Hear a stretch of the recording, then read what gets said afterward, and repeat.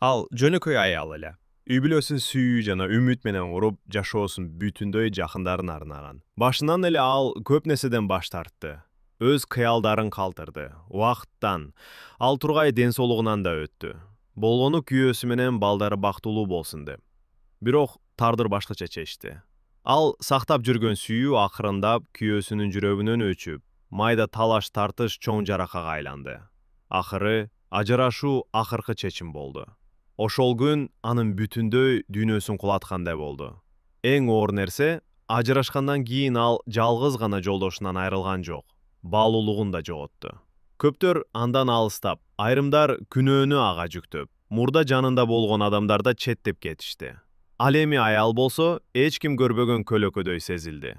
Күндөрү жалгыздык менен өтүп жатты. Түндөрү көз жаш жана тиленүү менен коштолуп, жүрөгүндө кичинекей үмүт жылт этти. Эгерде жанында баласы болсо, ошол гана анын жашоодо турушуна себеп болуп турду. Бирок жалгыз калганда, жан дүйнөсүндөгү жараат дагы тереңирээк сезилди. Ошого карабастан ал акырындап кайрадан турууга үйрөндү. Бир кезде четке кагылган аял эми өзүнүн кадырын табууга аракет кылды. Ал түшүндү. Чыныгы бакыт дайыма башка бирөөгө байланбайт. Тескерисинче жүрөктүн күчүндө.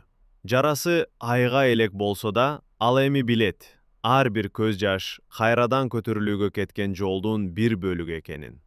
Бул кайгылуу баяндама бир гана аялдын тагдыры эмес, көп жүрөктөргө тааныш күзгү. Караңгыдан кийин сөзсүз жарык келет. Ал эми четке кагылган ар бир жан бир күнү сөзсүз кадыр баркын табат.